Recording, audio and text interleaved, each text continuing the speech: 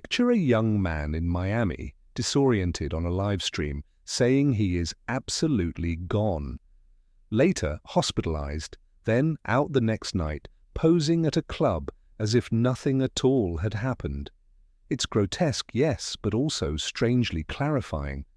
Clavicular, the pseudonym for Braden Peters, 20 years old, is an avatar of the Looksmaxxing world, a subculture devoted to male beauty at any cost. And that phrase, at any cost, is doing real work here. By his own account and reporting around him, we're talking about testosterone started at 14. Meth to stay thin. A daily stack of drugs and supplements. Hours of live streaming, constant maintenance. The body is meant to signify ease, superiority, natural advantage. But the machinery underneath it is frantic. That's the image I can't quite shake. The body is project, brand and battlefield all at once, not merely inhabited but managed, not simply lived in but displayed, refreshed, optimized, defended. In older languages of self-improvement, discipline was supposed to produce some inner condition, health, steadiness, competence. Here the sign has floated free of the thing. The body becomes a readable status object, a public text that must keep announcing value. And once that happens, collapse isn't just a medical event, it becomes a semiotic event. The overdose scare, the incoherence, the return to the club, all of it tells us that the performance of strength now matters more than the condition itself. When strength has to be signaled non-stop, well, it's often because it no longer feels safe going unannounced.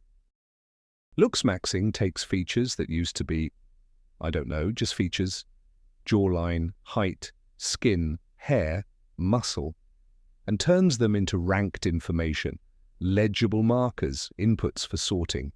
You are not just tall. Height is market value.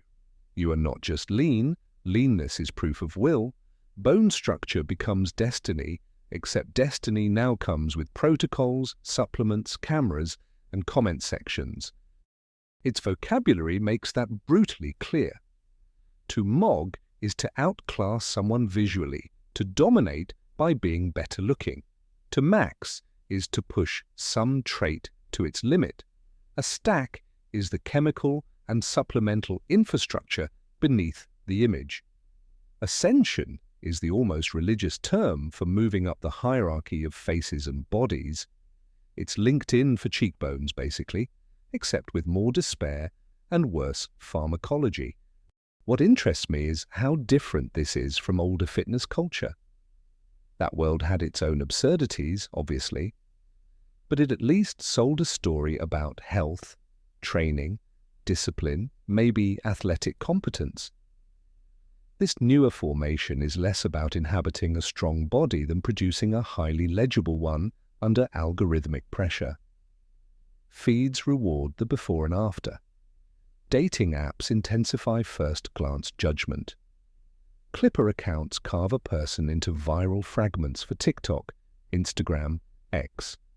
As reporting noted, Clavicular rose in part because an army of clippers distributed short videos of him everywhere. So the body becomes algorithmic text, something scanned instantly for rank, edited for contrast, and monetized for reaction.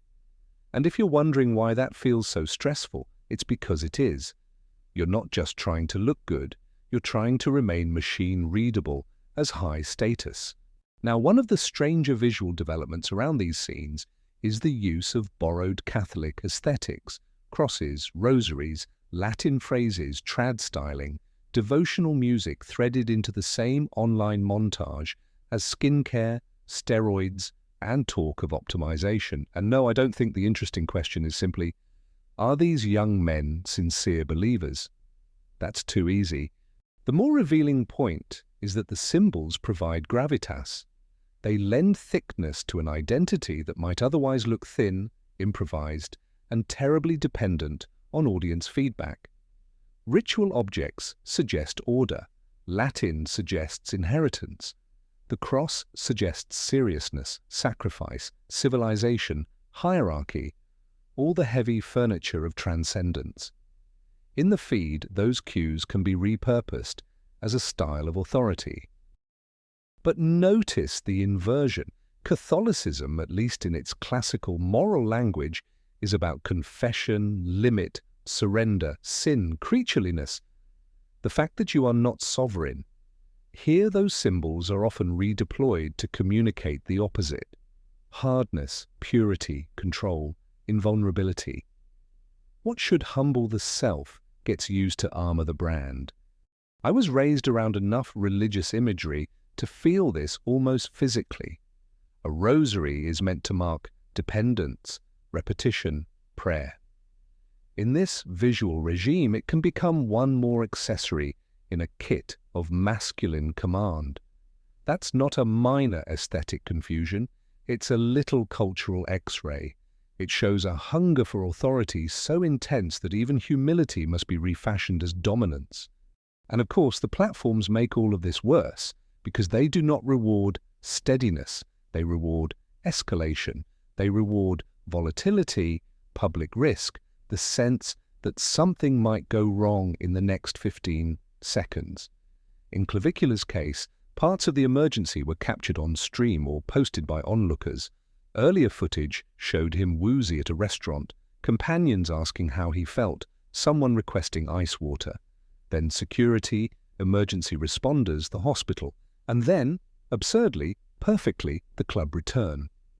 That sequence matters because it suggests collapse is no longer outside the content model. It is inside it.